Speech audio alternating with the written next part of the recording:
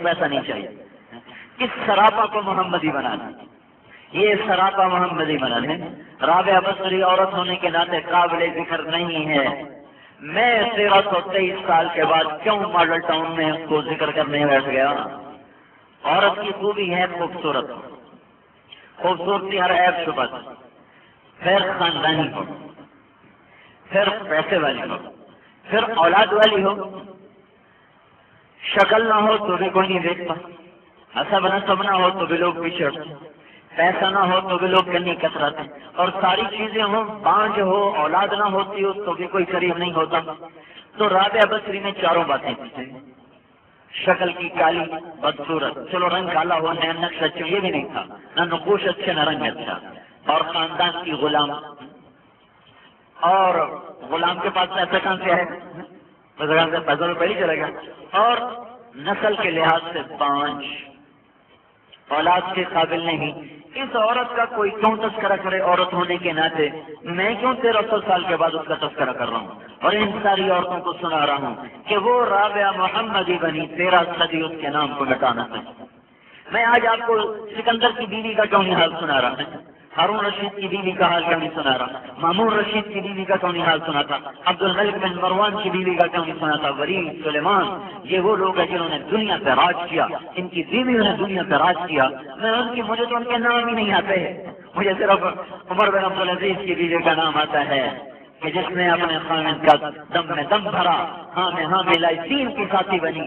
مجھے صرف ایک بنو امیہ کی شہزادیوں اور بنو امیہ کی بیگمات میں صرف فاطمہ کا نام پتا، عبد الملک کی بیٹی، باقی میں کسی کے نام کو نہیں جانتا، کسی کے نام کو نہیں جانتا. تاریخ نے ان کے نام بھلا دیے. مجھے تاریخ کا شوق ہے، ذوق ہے، لیکن اتنے ذوق شوق کے باوجود میں صرف فاطمہ کو یاد رکھ سکا ہوں. فاطمہ اپنی دنیاوی نسبت کی وجہ سے مشہور نہیں ہوئی، فاطمہ دین پہ قربان ہوئی خامد کے ساتھ، تب وہ مشہور ہو گئی. تو رابعہ کا نام کیوں زندہ ہے؟ بنو امیہ کی شہزادیاں کہاں چلی گئیں؟ اللہ کی قسم آج ان کی قبروں کے نشان نہیں ہیں. بنو عباس کی بیویاں کہاں چلی گئیں؟ عثمانی ترکوں کی بیگمات کہاں چلی گئیں؟ کہاں گئے؟ جاؤ دیکھو، زمانے نے ان کے نشان ہٹا دیے. خبریں مٹ گئیں، ہوائیں چلی، زمین نے کروٹ بدلی، نیچے کا اوپر کر دیا، اوپر کا نیچے کر دیا.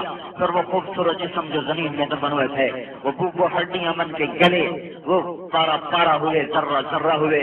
چلو قبر کے اندر ان کے ذرات تھے. زمین نے ایک اور بدلہ لیا ان بیگمات سے، ان بادشاہوں سے، شہزادوں سے. اس نے غصے میں آ کر جو اوپر کا نیچے اور نیچے کا اوپر کیا، تو بیگمات، بادشاہ، شہزادے، سردار، سرداران سب کے جسم کے ذرات وہ اندر سے اٹھ کر باہر آ گئے، باہر والے اندر چلے گئے. پھر ہوا کو غصہ آیا، اس نے ایک دور کا جھونکا لیا اور ان ذرات کو اٹھایا، ہوا میں اڑایا. پھر انہیں اسی طرح معدوم کر دیا، بے نشان کر دیا جیسے وہ بے نشان ہے. تو رابعہ کیوں نہیں بے نشان ہوئی؟ قبر تو اس کے بھی آج موجود کوئی نہیں. وہ کیوں بے نشان ہے؟ وہ محمدی بن گئی، سراپا محمدی میں آ گئی. تو اللہ تعالیٰ نے ان کے خامد کا جوانی میں انتقال ہو گیا.